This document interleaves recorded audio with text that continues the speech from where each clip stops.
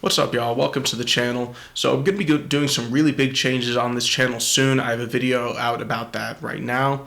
But to kind of cap off the first big chapter of my channel, I wanted to participate in this debut novel tag. So this was, I was made aware of this tag by Running to Write, who's a really awesome writing YouTuber. And he made this video based on a different YouTuber who is an author named J.M. Selly. And but yeah, Running to Write's a really great channel. Can't recommend his stuff enough if you're looking for writing advice and book reviews and all this other fun stuff. So watching his video, decided let me participate in this debut novel tag as a way to kind of cap off what I have been doing with this channel. So I have 10 questions here. Going to go through them and talk about my 3 books, one of which is out, one of which is coming out like at the time I release this video, and one that'll be out later this year. So, question 1, tell us about your books. So my first book, which is out right now, is The Funk City Chronicles. It's about science fiction breakdance battles and hip-hop culture 1,000 years in the future. And I had a ton of fun writing this. Some of my goals were to just explore the idea of science fiction break-in battles, because I've been breaking for like 13 years now, and I love it. And I just wanted to know what would happen if you had a battle against a robot or an alien. And no one had figured these things out, so I'm just like, all right, fuck it, I'll do it myself. And you know, another big goal of that was to accurately depict what I love about breaking, what I love about the culture and hip-hop culture as a whole, just in a sci-fi setting. So that was a lot of fun. That one came out in November, I think November 9th exactly. The second book is called How to Write More Inclusive Stories in 15 Complicated and Arduous Steps. And I wrote this because when I look around on writing forums and just the questions new writers are asking, a very large chunk of them are, how do I write someone who's not me? Like, how do I write women characters? How do I write black characters? How do I write gay characters? Etc., etc., etc. And there is not much education out there about how to do this, and a lot of the education out there is coming from people who are being attacked by these systems and are just trying to, like, more or less be left alone and write their stories. So instead of leaving all of this on them, I decided let's come at it from a privileged perspective, and break down how do we get past our privilege to write more inclusive stories. How do we do this? And so that one is, like I said, it's dropping the same day as this video. Really excited to put it out there. I hope that people find it helpful. Yeah, so How to Write More Inclusive Stories in 15 Complicated and Arduous Steps, also out now. And then lastly, I am currently working on Beats from Beyond, which is a horror comedy about a rapper who gets his hands on some haunted beats.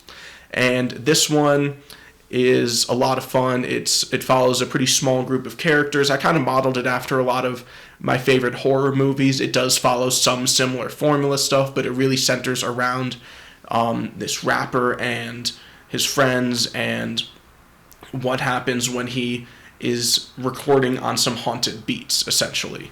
And I think it's turned out pretty well. So, and I'll tell more about the status of that a bit later. So, yeah, by the way, that should be out in late 2022. But yeah, am I doing traditional or self-publishing? I am doing self-publishing. And this is mostly because as a author writing about hip-hop, which is a black art form, and I am a white guy, as you could see, if I were to go the traditional publishing route, they would put my story and they would put me in the space that is meant for a black author. The publishing companies have a lot of issues regarding racism, especially, like you can look up Publishing Paid Me to find out the crazy discrepancy between what they pay black authors and white authors, etc., etc. So they make very limited spaces for quote-unquote diverse stories, which are just stories that aren't centered around white people. So if I were to take my books about hip-hop and, you know, hip-hop comedy, hip-hop fantasy, hip-hop horror, whatever, and put those in traditional publishing, I would be taking a space meant for a black author, meant for someone who is literally not me. Same goes for my racial justice books, the How to Write More Inclusive Stories one, is, once again, publishing makes very limited spaces for people who are talking about these issues, and the people who should be getting these contracts, who should be talking about these issues publicly, are people more directly affected by these issues than I am. So once again, if I went traditional publishing route, I would be taking a space meant for someone who is not me. Because of that, I can never traditionally publish as long as I'm writing about the things that I care about and the things that I'm passionate about. But self-publishing is an option, and the publishing industry really needs to change. This is just an example of how these issues, like, yes, they are meant to target, like, black people and women and, people who aren't straight, cis, able-bodied white men like myself. It's meant to target them, but it also affects us. It affects everyone. So yeah, self-publishing for me. The status of my works. So the Funk City Chronicles has been out for several months now. I've been slowly figuring out how to market it and coming to the conclusion that I need a more sustainable income so that I can take out ads, so that I can get author copies and try to get it in local bookstores, stuff like that. So yeah, that's that one. How to Write More Inclusive Stories, coming out like at the time this video releases. That one is, we'll see where it goes. I'm not going too hard with the marketing for it, just because a lot of the marketing will happen later. Like, once these books are out there, they're out there for the rest of my life. I can always take my time to figure out how to get them in the hands of people who need to read them, and part of that will be having money to spend on ads and other stuff. But then the last one, Beats from Beyond. This is the one I am currently working on, and it should be out late 2022. In fact, this weekend I am finishing up the 4th draft, after which it will be ready to go off to beta readers, and then after beta readers, sensitivity readers, and then after sensitivity readers, editors, and then after that I gotta format the book, I gotta get the cover, I gotta do blah blah blah blah blah blah blah, all this other shit. But as far as writing it goes, this is my 4th draft. The first draft, I ended up scrapping the entire thing. I'll talk a bit more about that later, but scrapped pretty much the entire thing except for like our 2 main characters. And then the second draft was a full rewrite. I rewrote the entire thing, and it turned out way better. Draft 3 was cleaning up the prose, mostly. And then I took a break from it, came back for draft 4, which is making it funnier. It's a horror comedy. I think after draft 3, the horror elements were there, the story was working, the plot, the structure, the characters, all that was solid, but it wasn't funny enough. There were some funny moments, but the delivery wasn't very good, and I could add in more jokes, really flesh out the comedy aspect of the horror comedy. So that's where I'm at right now. I'm only about halfway through it, but this draft has been going really quick. It's a pretty short book. It's like a novella. It's like, I think, 12,000 words or so.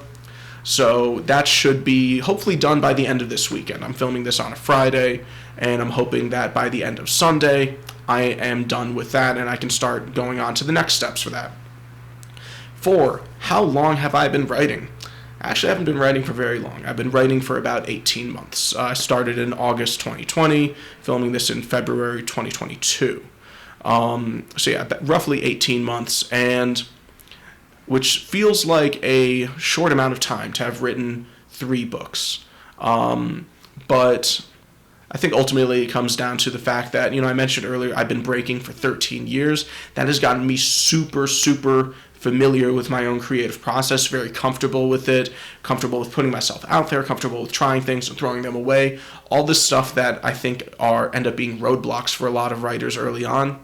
It also helps that I am going through this big career transition, and I've ended up with a lot more free time than I'm used to having. So I've been able to dedicate a lot of time for it as I'm getting everything else in my life together. So yeah, only been writing for 18 months. Looking forward to what it's going to turn into when I've been doing it for way longer. Number 5, what was put on the back burner for this? So normally when I look at how this question is answered, it's people putting other writing and other works on the back burner. For me, it was kind of putting other life things on the back burner, which sounds kind of unhealthy. I think it ended up being healthy because I found my passion for writing and all this stuff. But, I used to be a classroom teacher, and then I quit in June 2020. Yeah, in the middle of the pandemic, kind of when it started, or early on in it. It was really, really tough decision. Still one of the hardest decisions I've ever had to make in my life. But I left teaching and I enrolled in grad school for nonprofit management. I'm in my last semester now. And I wasn't doing that much. Like, I was applying to some jobs that were like career jobs for nonprofit management, but I didn't want to get too overwhelmed. So I've been working like a lot of jobs where I wasn't getting that many hours or whatever. And, I kind of blew through what savings I did have, but I did find something that it's a new life goal. Like writing full time is my new life goal. And I'll talk about that a little bit later. So yeah, put some stuff on the back burner in terms of life things, but ultimately I think I am much healthier now, mentally and physically, than I was before. And, looking for more of a career-oriented job right now so that hopefully I will, finish all that up and be able to move on to the next part of my life. Number 6, what was the most challenging thing of writing? I'm going to go through like each of these books. For the Funk City Chronicles, by far the most challenging part was marketing and releasing the book. I put myself under so much pressure and so much stress for this first novel, and ultimately that was not healthy. It really was not good for me at the time, and without having money to invest in stuff like ads and getting into local bookstores and not being an expert on keywords and stuff like that, it really took my sales have more or less stagnated, and I'm okay with that. Like I said, I have my whole life to figure out how to promote my book and get it in the hands of the people who want to read it. But I thought I needed to do all of that right up there, and I thought I put so much pressure on myself, and that was very challenging, and that was tough, so don't want to do that again. Which is why for my second book, the one that's releasing now, I'm not stressing the marketing too much for right now. For the second book, the inclusive storytelling book, the most challenging thing, once again, this is different from an answer you're going to get for a lot of other people doing this debut novel tag. I went through a mental health crisis as I was writing it. I'm just going to be open with y'all because I can. I had been diagnosed with depression like way earlier in life. It turned out that I actually have bipolar disorder, and I wrote most of the inclusive storytelling book in a manic state. For those who don't know about mania, shit's scary. I basically became a different person. It was super intense all the time. I lost touch with the reality at a certain point. It was really bad.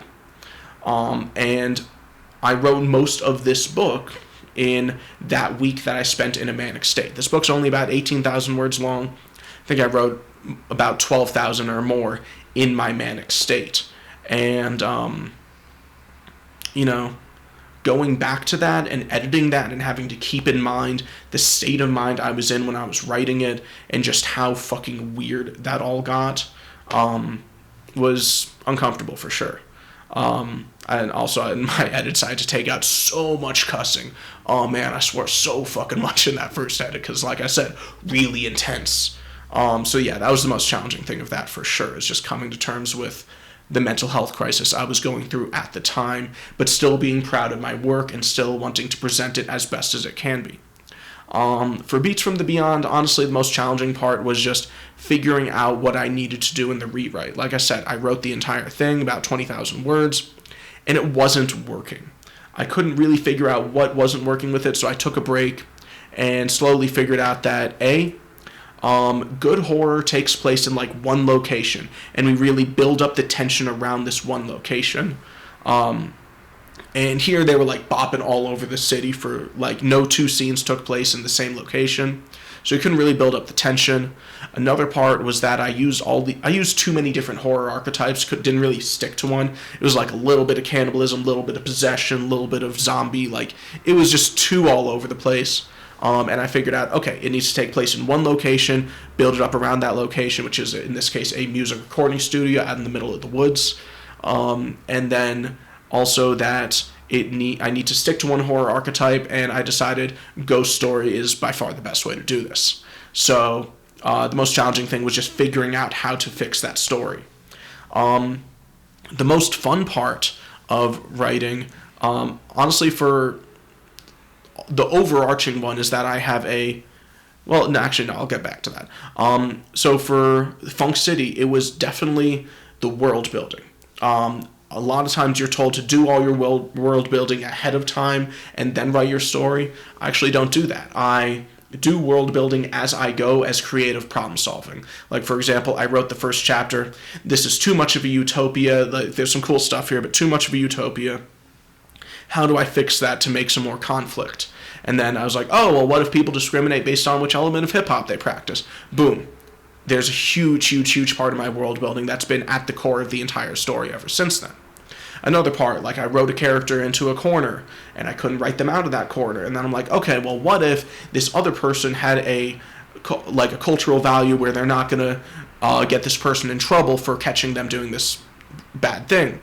Oh, well, now this character's out of a corner, and now I have a more interesting cultural thing for this person and other people who identify as with them. So because of that, the world building just became really fun. It became problem solving, and I got a lot of cool stuff out of it. For the inclusive storytelling book, honestly, fun isn't the right word to describe it. I hope that it makes a difference. I hope that people find it valuable and all that stuff. But especially with like the mental health crisis I mentioned earlier, I can't describe that book as fun. That book is pretty serious. It's pretty intense. Or at least writing it was serious and intense. But for the horror comedy about a rapper with some haunted beats, for Beats from the Beyond, the most fun part has definitely been just kind of getting weird with it. Taking what I know about a traditional horror movie structure and just making it like, oh, well, there's a ghost of a rapper and there's haunted beats and like there's a studio in the woods and just all this stuff that for me is funny. So I just had a lot of fun making it weird. That was my favorite part of that for sure. What did I learn about writing is the next question. And ultimately for all of these, it is the same thing. I learned that I love writing. I learned that it's something that I like to think I'm kind of good at least I'm capable of it. I'm capable of putting words down pretty quickly and getting ideas out there and just doing stuff with it, figuring stuff out.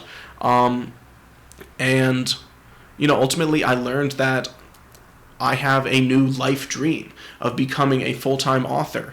And it's very lofty. Maybe it'll happen. Maybe I'll just spend my life working normal jobs and writing some cool stories, and then when I eventually leave this world, I leave a lot of cool stories behind. And I'm okay with that. So having all these dreams surrounding writing is the main thing I learned about, is that I love it and that I can do some really cool stuff with it. So if I could go back in time, what are 3 things I would tell myself? So generally speaking, I try to not want to change things about the past because all those things culminated in who I am today, and I like who I am today, and I like how my work's turned out. But to actually answer the question, instead of giving y'all a non-answer, I would tell myself to not stress the release for Funk City. Don't stress the release. It's not a big deal. You have your whole life to figure out how to market this and how to get it in the hands of the people who want to read it. Don't put too much pressure on yourself. Don't stress. Just do your thing. Just put the book out there. The next thing is that I would tell myself for how to write more inclusive stories that this one's tough because ultimately it's just my brain doing weird shit and having weird chemical imbalances. But ultimately I'd tell myself that it's okay to feel uncomfortable with mental health crises. It's okay to go through these things. It's okay to feel these things as long as you actually do something to fix it or at least address it, which is what I have done since then. And, I would just more or less tell myself it's okay. And I would give myself a reassuring pat on the back. And then the last thing, for Beats from the Beyond, I would just tell myself, once again, these are all along the themes of it's okay, don't worry about it. But it's okay to not know for a story. It's okay to not know how to fix it at times. It's okay to feel unconfident with it at times, because ultimately all of that will lead to better writing. It will lead to me trying harder, me trying new things, figuring stuff out, and ultimately it ends with a story that I'm excited to eventually share with y'all. So lastly, what is next for my writing? So I have a few books coming up that I'm going to start working on as soon as I finish this last draft of Beats from Beyond. The next one is going to be nonfiction again. This is like racial social justice stuff. Basically about a big picture look at, it's almost kind of memoir style of me coming to terms with my privilege, unlearning harmful ideologies like sexism and racism and all this other stuff, just about my journey with it. And this is an ongoing journey. And the goal of this is to get other people of similar backgrounds to start wrapping their heads around it. And because one of the big parts of writing this book is I'm going to be really vulnerable about these harmful things I've said and thought and sometimes done. And that's really scary, but I think writing it will be really cathartic. I have a lot of it up in my head already. I think I should be able to write it pretty quickly as long as I have the time, just because it's I don't have to make anything up for it like I do with my fiction books. I just write about my experiences. And once I'm done with that, I'm going to put it in the back burner for a while and take some time to let that marinate, because I might want to change some things. I might want to take some things out. I'm not sure yet. I just want to make sure I'm comfortable with it, because I will be very vulnerable with this work. And I also want to try to get some interviews with people who are more directly affected by these issues. And I have some big fish I'm going to go after for that, so we'll see who I actually get. But I want to make sure it's still centered on the people affected by these issues, at least more affected than I am. And so in order to do that, I'm going to need to kind of put that in my back pocket for a while and let it sit. But then also, I am going to start working on the sequel to Funk City. It is the first in a trilogy, The Legend of the Hip Hop Gospel. Book 2 will be called The Crusade of Rhymes. Book 3 will be called The Revolution of Rhythm. And I'm really excited to start working on these, but I want to wait until I finish this career transition I'm talking about. This, I'm in my last semester of grad school. I need to get a job doing nonprofit stuff. And then once I'm settled into that, then I'll start working on the next Funk City book, because it's a really big project, and I just don't think I can juggle so many different things when I am, still going through my transition in life. So yeah, I want to make sure I'm in a good headspace for that, so that I can really figure out how am I going to balance writing with this next phase of my life working in the nonprofit industry. So that is everything for me. Like I said, there's some really big changes in the channel. There's a video about that I'm going to release on the same day as this, I think, or at least very close. So I'll make sure to link that. But if you enjoyed this, I would love it if you subscribe, stick around for the changes in the channel. You can buy my books. I'll link those in the description below. I hope you enjoy them. I know I've enjoyed writing them, and I hope that you get something out of it too. So, all right, thank you for sticking around, y'all, and I will catch you in the next one. Peace.